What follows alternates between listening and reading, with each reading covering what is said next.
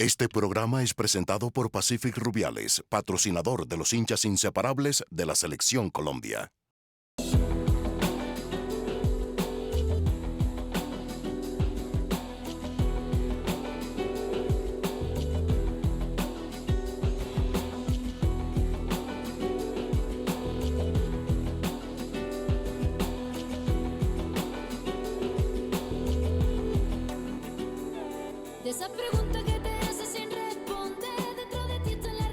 Buenas noches, bienvenidos. Hoy es martes 8 de julio. Comienza una nueva edición de 8:30. Julieta, bienvenida, muy buenas noches. Yamil, muy buenas noches para usted, muy buenas noches para todos los que nos acompañan. Hoy los saludo con una buena noticia. ¿Cuál es la buena noticia? Es un videojuego que se llama Just Dance, como Solo Baila. Ajá. Este videojuego ha sido el primero en ser declarado en toda la historia juego deportivo virtual. Es decir, este juego, que ha sido aprobado por un comité europeo, sirve como ejercicio físico para personas que no tengan mucha actividad en su día. Me lo vale como deporte. Se lo valen como deporte y hay algunos médicos que lo aprueban y por eso es un juego deportivo virtual. Está bien, efectivamente es una buena noticia, así que si no tiene tiempo, pues ahí está esa posibilidad. Hablando de deporte, para meternos pues ya en nuestra primera crónica y entrar en materia, no solo la Copa del Mundo es noticia, aunque claro que es súper noticia, pero también hay otros certámenes del fútbol que procuramos que tengan espacio aquí en 8:30. La historia la tiene nuestro compañero Alejandro Masuera.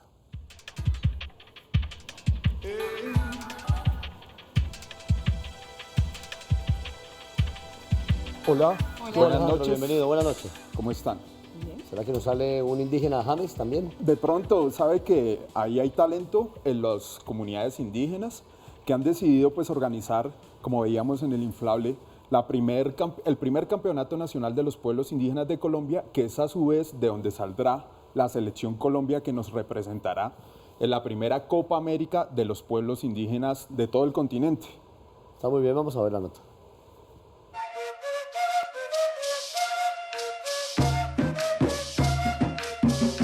Al aeropuerto El Dorado de Bogotá llegan chicos desde los 4 puntos cardinales del país.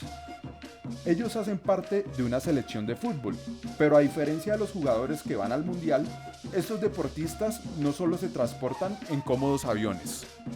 La comunidad da un guía más o menos 30 minutos en moto y de un guía turbo una hora en Panga o en Chalupa y de turbo a Medellín otras 10 horas. Bueno, total que me eché 7 horas en mula, llegué a Becerril, de ahí agarré un taxi hasta Valledupar, de ahí agarré el primer vuelo que tenía, ¿no?, hasta acá, una hora. Estos jóvenes son la selección Colombia de fútbol indígena y llegan a disputar un partido contra la selección sub-20 de Bogotá. Es el lanzamiento del primer campeonato indígena de fútbol en Colombia, del cual se escogerá la selección que representará al país en la primera Copa América indígena. Hoy se reúnen los primeros preseleccionados. Esto no se trata solamente de un juego.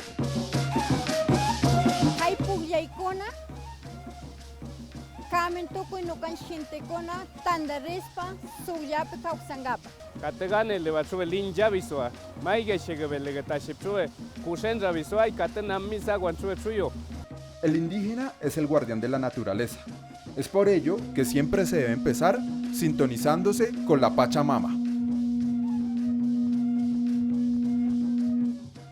A pesar de que en el país nunca ha existido un jugador profesional de fútbol indígena, ellos demuestran que no es por falta de talento, sino que las dificultades de estos pueblos los privan de esas posibilidades. En el Amazonas no tenemos la oportunidad de que alguien no pueda explotar el talento por allá, entonces uno persiste ahí en la comunidad de uno a jugar el fútbol. Y más preocupante es el hecho de que no solo se trata de pobreza o distancias, sino que sale a flote el racismo de este país. Empecé a jugar cuando viví aquí en Bogotá un tiempo con mi papá, estuve en las inferiores del Millonarios un tiempo, jugué en la Universidad Nacional también en inferiores.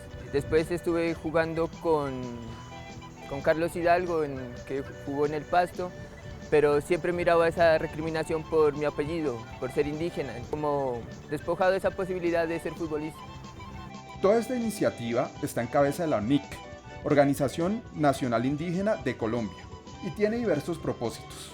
Hacer del fútbol un acto que permita luchar contra el racismo Aún existe racismo muy institucionalizado en distintos estados de América Latina. Para el caso de Colombia, que es particular, el segundo objetivo es, por supuesto, una estrategia de paz desde los jóvenes indígenas. Juve, vamos a sembrar esa idea. El quite al reclutamiento forzado. La tercera tiene que ver con el fomento del talento deportivo de la juventud indígena, que nunca han tenido oportunidad para mostrar sus condiciones, sus cualidades deportivas. La cuarta tiene que ver con una estrategia de hermanamiento entre los pueblos indígenas de América Latina. Si bien el fútbol es originario de Inglaterra, se practica en todos los pueblos indígenas. Desde las selvas del Amazonas hasta los desiertos de La Guajira, a todos los hermana un balón.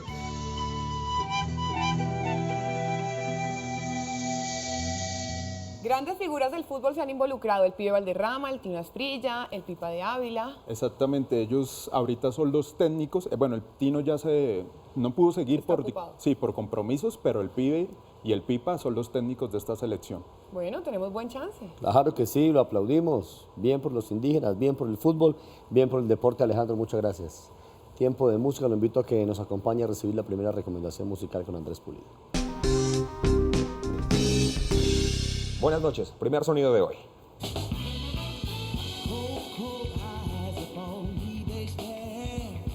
Uno de los grupos más importantes de rap que existe en los Estados Unidos es The Roots.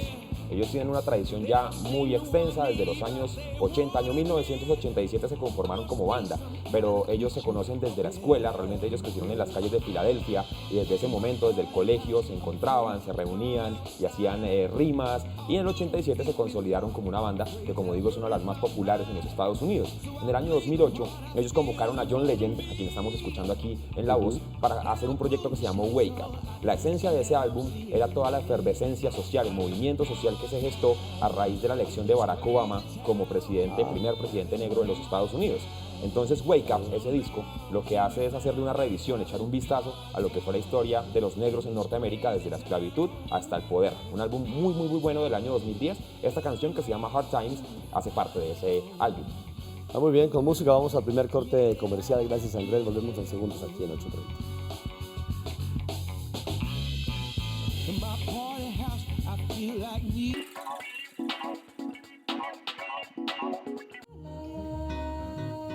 Tiempo de la píldora del recuerdo. Hace 36 años, el 25 de junio de 1978, se conocería la noticia del nacimiento después de la primera fecundación in vitro, es decir, la fecundación por fuera del cuerpo de la madre.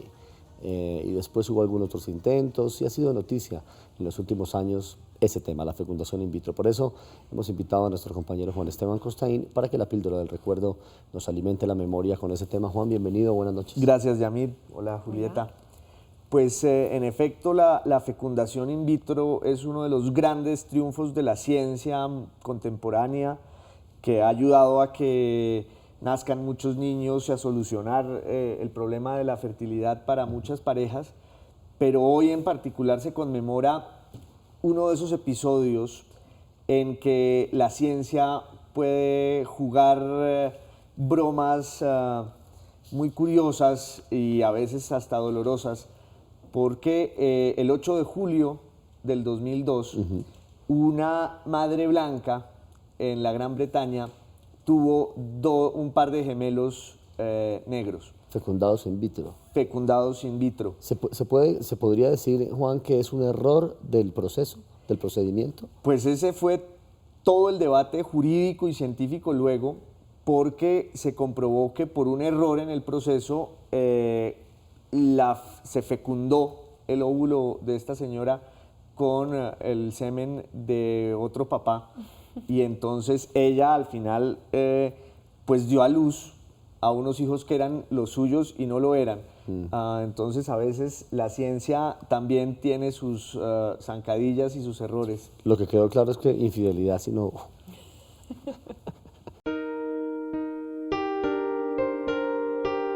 El 8 de julio de 2002 se produjo uno de los casos más curiosos de la ciencia contemporánea. En el Reino Unido, una pareja blanca dio a luz a unos gemelos negros. Los sorprendidos padres habían concebido a sus 2 hijos acudiendo al método de la fertilización in vitro, y por un error en el procedimiento, el óvulo de una madre fue fecundado con los espermatozoides de otro cliente. Un humorista de la época lo dijo muy bien: estamos ante el caso más célebre de una infidelidad in vitro. En el fondo está presente el debate eterno sobre las consecuencias de los avances de la ciencia y las trampas y las zancadillas y los errores que tales avances a veces nos juegan. El método de la fertilización in vitro, la fertilización de un óvulo por fuera del útero de la madre, en un vidrio, ha sido la salvación para muchas parejas que no habrían podido concebir de ninguna otra manera. Se inauguró en el Reino Unido con el nacimiento, en 1978, de la famosa Louise Brown, y hoy sigue estando en el centro de un profundo debate ético y científico y filosófico, en el que en muchos casos se contraponen los triunfos del progreso y la felicidad de las familias y las objeciones de la fe y de la religión que solo aceptan, en ese tema como en todos los demás, la mano de Dios.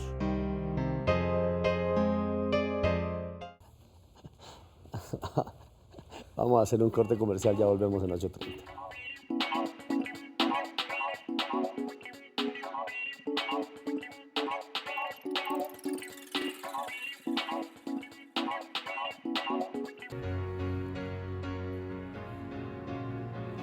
Bueno, Julieta, yo creo sin duda y sin temor a equivocarme que uno de los grandes logros de las redes sociales es que le permiten espacio a quienes de pronto no han encontrado algún escenario para divulgar su trabajo o su talento, ¿no?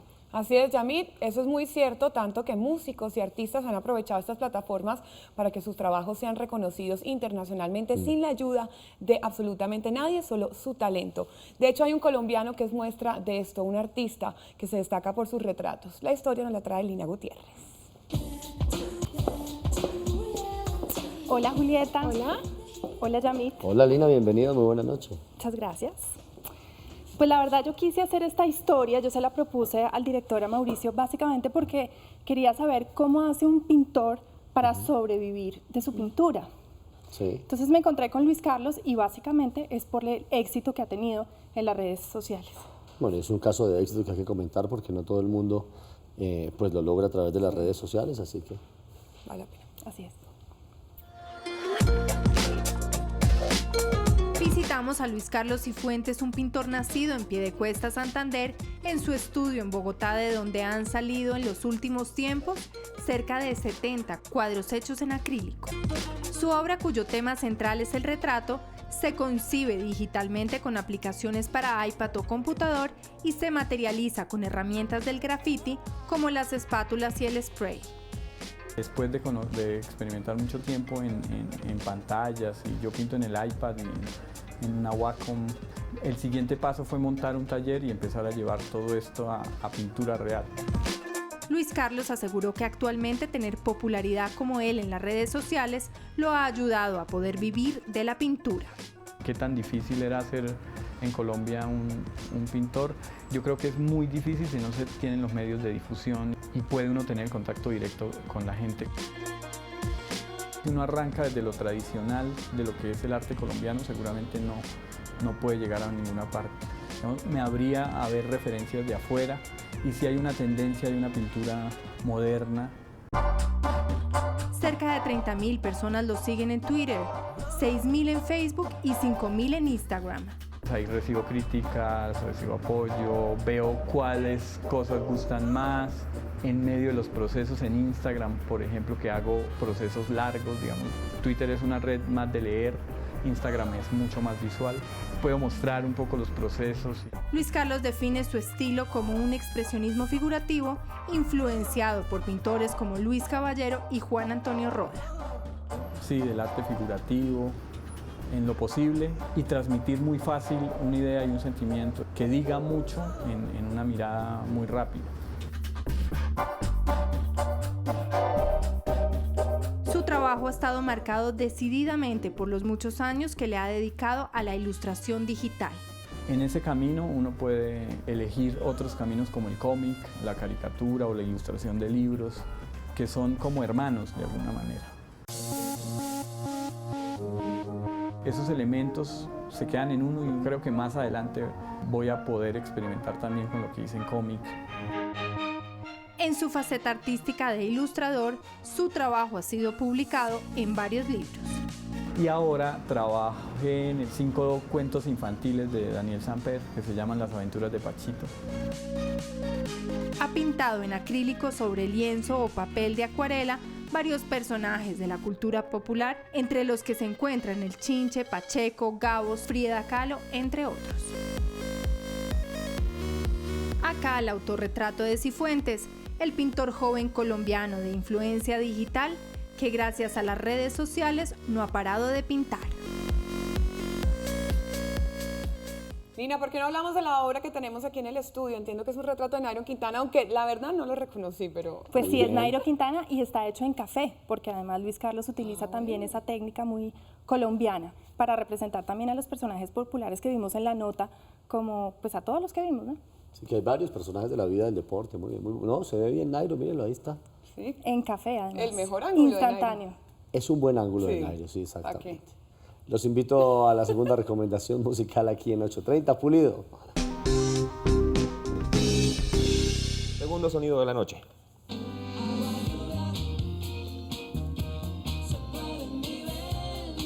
Nos fuimos para Santo Domingo, para República Dominicana. Ese señor se llama Vicente García, un músico que logró, digamos, mucho reconocimiento, sobre todo en Centroamérica, con una banda que se llamó Calor Urbano, que era una banda de rock alternativo. Con esa banda él estuvo haciendo giras, publicando ahí un par de álbumes, de discos, y en el 2010 pues decidió apartarse, decidió arrancar un trabajo como solista e irse por el lado del soul. Publicó un álbum que se llamó Melodrama, y en casa seguramente recuerdan 2 éxitos radiales que pues estuvieron muy de moda el año pasado, sobre todo Cómo has logrado y Mi balcón, 2, digamos, de las canciones más populares, al menos en Colombia, del señor Vicente García. Para Melodrama y para toda su carrera ha contado con el apoyo nada menos de Juan Luis Guerra, su compatriota. Padrino. Exactamente, que lo ha padrinado en toda la carrera. Esta canción, muy bonita, con unos ritmos tropicales bien interesantes, se llama Agua Lluvia, Vicente García. Agua Lluvia con Vicente García. Gracias, Andrés, es tiempo de despedirnos. Los esperamos mañana de vuelta aquí en 830. Puede escribirnos a través de nuestras redes sociales en @830. Nos vamos, feliz noche, Julieta, gracias, Lina, nos vemos todos de vuelta mañana y ojalá nos despidamos como siempre con una sonrisa en el rostro.